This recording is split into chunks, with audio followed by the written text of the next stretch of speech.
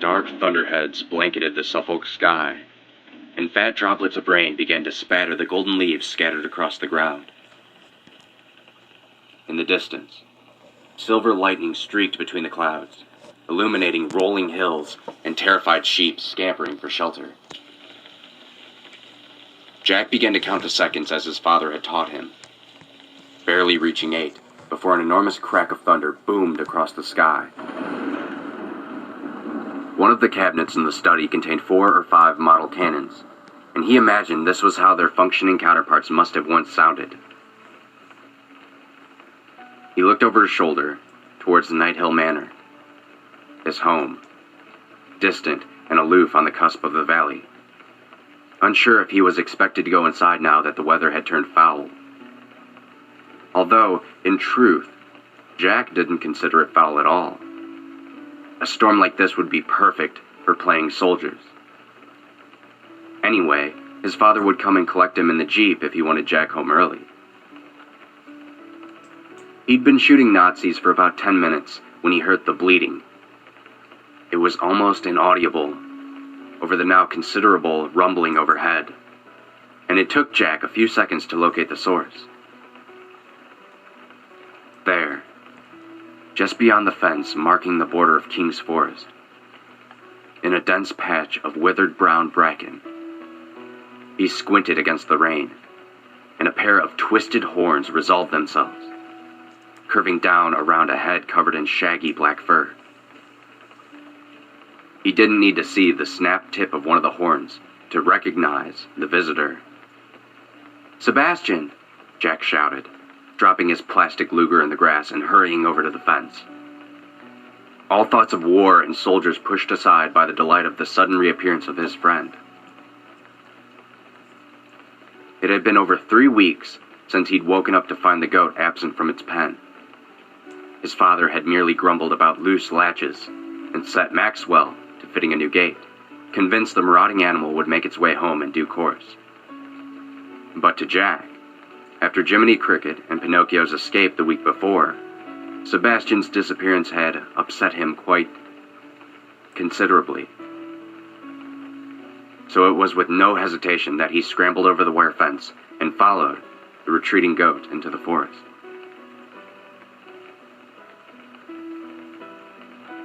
He'd been walking for quite a while, picking his way through the autumnal foliage and around withered trees with only fleeting glimpses of Sebastian's shaggy head to guide him, when he stepped into the clearing. As he did so, a deafening peal of thunder sounded above, and he flinched, despite himself. Then he noticed the long, low table standing in the middle of the clearing. And when he saw the pair seated at it side by side, Jack began to smile. Jiminy Cricket, holding a pink floral teacup in one furry paw, and a dark green flat cap cocked back on his head, and a yellow scarf fluttering gently in the breeze. And Pinocchio, who looked simply marvelous in a deep burgundy waistcoat, top hat, and matching cravat.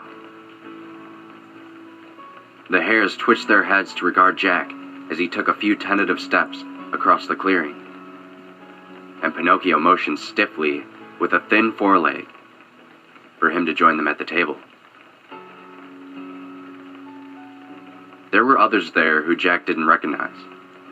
A grinning fox, whose tooth-filled snout poked out from beneath a black-trimmed fedora.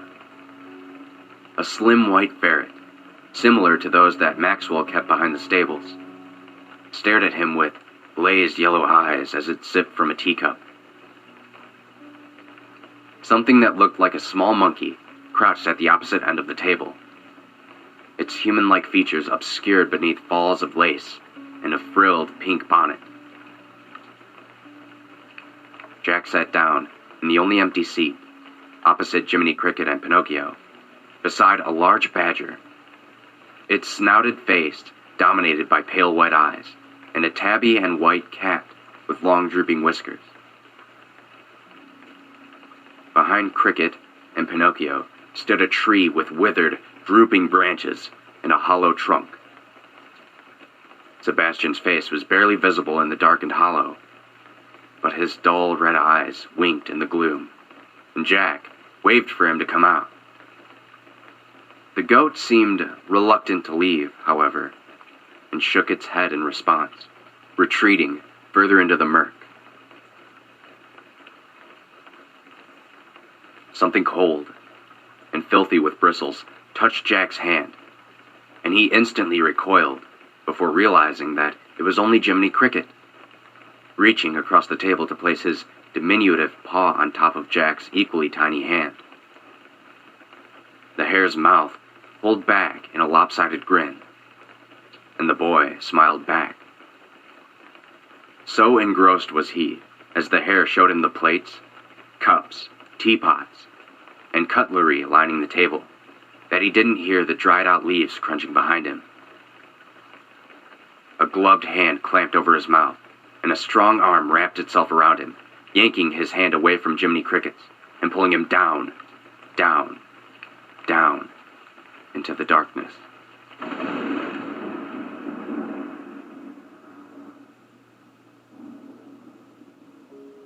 Martin dreamt of music, soft and distant, but beautiful nonetheless.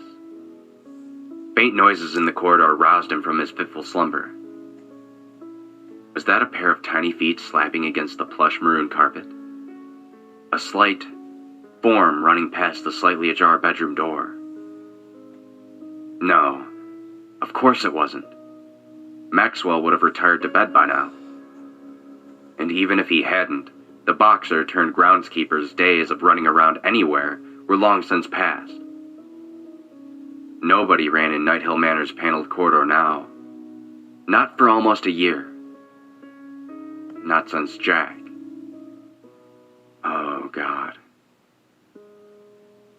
Martin swung his legs out of bed, elbows resting on his thighs, put his head into his hands, and began to sob. He should have sent Maxwell to fetch Jack that day. He should never have let him play so far from the manor in the first place. Without Maria, he hadn't a clue as to how to care for their son. When he was young, his parents had let him roam far and wide, so it was his natural assumption that Jack should be allowed to do the same. Of course, back then, pedophiles and child murderers had been relatively unheard of. The world had changed, but Martin hadn't changed with it. Raising his head, he looked around the room. The Napoleonic oil paintings, the gilded furniture, the gold-trimmed oak paneling, even this god-forsaken manor house. He'd tear it all down with his bare hands if it would bring Jack back. Standing, he crossed to the window, which opened to Night Hill Manor's rear garden and the valley beyond. And the woods. The woods where, detectives reasoned, his only son had been stolen from him forever. Martin's breath caught in his throat, and he felt as though an ethereal hand had reached into his chest and taken a hold of his heart. About halfway down the valley, moving away from the house towards the woods, was a bobbing orange light. A lantern. Martin narrowed his eyes, but was unable to discern the shape or size of whoever was carrying it. Maxwell? No. The elderly man wouldn't risk the valley with its holes and pitfalls at this hour. He would know better. There was no need for either of them to go into the woods at all, let alone this late at night. Martin wasted no time at all in scrambling into a pair of jeans and a t-shirt, pulling on his jacket as he hurtled down the sweeping spiral staircase to the entrance hall. On his way to the front doors, he passed a dark shape against the far wall, frozen in a stream of moonlight. The piano. His son's piano. Oh, Jack, he thought as he pulled on his walking boots. Oh, Jack, I'm so sorry. He had his hand on the antique silver door handle when his mind fully registered what he had just seen. The piano, yes, but he'd actually seen the piano. Seen its polished, sleek surface and ivory keys, bright white like rows of teeth. Nobody had touched the piano since Jack. Maxwell had thoughtfully covered the beautiful instrument with a thick velvet sheet, and that was how it stayed. Now, the sheet was pulled on the floor to the right of the piano, yanked aside, and left where it had fallen. Rage welled up inside Martin like a ferocious storm. Somebody had been here, in his house. But that intrusion paled in comparison to the fact that the intruder had touched his son's piano. He snatched open the door and dashed out into the night. From the shadowed doorway to the dining room, a pair of burnished yellow eyes watched the man leave. Satisfied, the stoat slipped out the same way it had entered, the kitchen. Its breathing was torn and ragged, its blackened tongue lolling from the mouth, bursting needle-sharp teeth. Faint groan of shifting wood and the near inaudible hum of whirring gears followed it through the darkness. The woods were black as pitch, and Martin cursed himself a fool for not bringing a torch. He'd lost sight of the orange light when it disappeared into the clusters of spiny trees, and now he caught only the merest snatches of its flickering glow in the distance. His shins were bleeding, and he'd cut his face the first time he'd fallen, but that didn't matter. Nothing mattered. Nothing except catching whoever it was that had defiled his precious memories of Jack. The only things he had left. There was a definite awareness of perception here. He cautiously scanned his surroundings for inquisitive eyes. Something moved in the bracken off to the left, but by the time he snapped his head in that direction, the motion had ceased. The light reappeared, directly ahead of him, and he hurried towards it. He kept low to the ground, moving as silently as possible. He was almost shocked into screaming when something sleek and furry brushed past his leg, before vanishing into the undergrowth.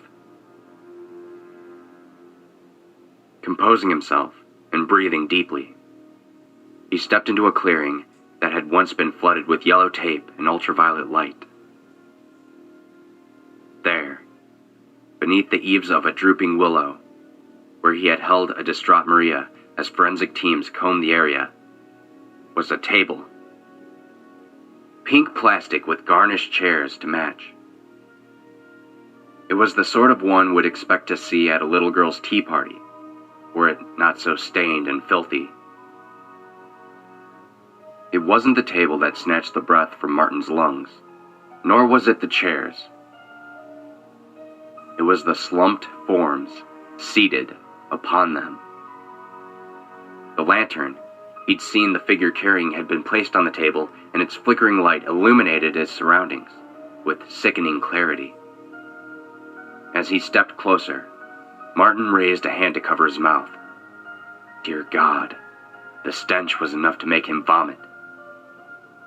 The warm, welcoming glow of the lantern belied its surroundings. The things at the table were monstrosities. The closest of them was an egregious fox, a fedora perched almost comically atop its head, and a grimy plastic fork in its hand. What the devil was going on here? There was a bloody fox and... About to turn away, Martin froze. Its hand. Since when did foxes have hands? Against his better judgment, he looked back down. A swollen fly crawled across the small pale hand, protruding from the sleeve of the fox's tweed jacket. The flesh had blackened in places, slowing away to reveal glimpses of yellowing bone. It had a strange, burnished finish to it. Steeling himself, He reached forward and tugged the fox's sleeve back. The wrist, so tiny he could have encircled it with thumb and forefinger, ended in jagged stitches an inch or so from the hand. The remainder of the arm, to be seen, was thin and covered in glossy red fur. He stumbled away in horror, screaming aloud as he backed straight into the fox's neighbor, an abominable hare with a jaundiced yellow scarf wrapped tightly around its neck. It tumbled out of its seat and hung in the air. The air itself seemed to pull taut. Wires, so fine as to be almost imperceptible, ran from every major joint of the hare's body up into the branches of the willow, suspending it in midair like some deplorable puppet. The wires hung from the willow's branches like a giant spiderweb, ascending to lofty heights before descending the trunk and disappearing into the darkness of the hollow.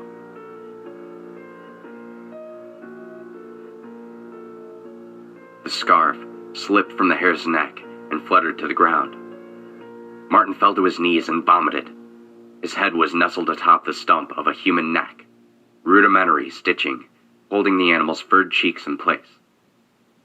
Needing to tear his eyes away from the bloodless, marble-like neck, he looked up at the hare's face. Realization smashed into him like a sledgehammer. Jiminy Cricket. It could be any hare, of course, but Martin knew that it wasn't. He stumbled to his feet, standing groggily on legs threatening to give way any second. Pinocchio's paws jerked into motion, sending a rigid wave across the table to Martin. He screamed and staggered backwards. The police! He needed to call the police. In the willow's hollow trunk, twigs cracked underfoot. Martin exploded over the table in a spray of cheap plastic dinnerware, nausea and law enforcement forgotten, knocking Pinocchio aside and crashing into a monstrous, monocle-wearing pig. He shoved the thing away in disgust, repulsed at the feel of its clammy skin, snatched the lantern from the table, and squeezed into the hollow. The stench was overwhelming. One summer, when he was a boy, he'd visited his uncle's slaughterhouse. Beneath a scorching August sun, the odor of decaying flesh had infested every inch of the place. This was worse. Martin immediately saw why. Leaning against the wall was a long metal pole. Impaled upon its tip was a goat's head. He knew it was Sebastian without even looking. Aligned vertically next to it, a row of wooden levers and cogs. So that was where the wires led. Dear God, how long had this maniac been watching his family? He raised the lantern higher and answered his own question. Hundreds, maybe thousands of Polaroids pinned to the inside of the stump. Jack laughing and petting Sebastian. Jack standing on Martin's shoulders, wearing his Spider-Man t-shirt and waving an ice cream cone above his head. They had been taken from the edge of the tree line, judging by their angles. Next photo turned Martin's blood to ice. Wrapped in a duvet adorned with purple dinosaurs, Jack dozed peacefully. One hand was clutching the duvet, the other snaked around Martin's shoulders as the two of them dozed peacefully. That had been on Jack's 4th birthday. Oh my God. He was crying now, tears streaming down his face as he took in the twisted visual history spread before him. 2 A4-sized photos were tacked in the center. Martin howled in agony. The first showed Jack, wearing the same khaki shorts and brown t-shirt as the day he disappeared. He was laying on his back, pale and motionless, eyes closed and hands clasped to his chest. Next to him was a pig, bloated and bloody. Beneath them both was a sheet of light blue tarpaulin. Between them, small clear bags of what looked like sawdust. tiny blocks of wood, and a pile of minuscule cogs and gears. In the second photo, Martin lay sleeping in his own bed. Standing beside him, staring fixedly at his prone form, was a monocle-wearing pig. The photograph was dated September 22nd. Today. Something shuffled behind him, fallen leaves crunching beneath its cloven hooves. Martin couldn't turn to face it. Couldn't even move. Silence. He stood in the reeking hollow with his heart thudding in his ears. The lantern slipped from his grasp, and something was pressed into his palm to replace it. Holding the plastic Luger in a white-knuckle grip, Martin sank to his knees. Small arms enfolded him from behind, and a cold snout pressed itself against the back of his neck. The subtle click of hidden machinery was followed by a shallow breath. From the darkness, a rasping voice.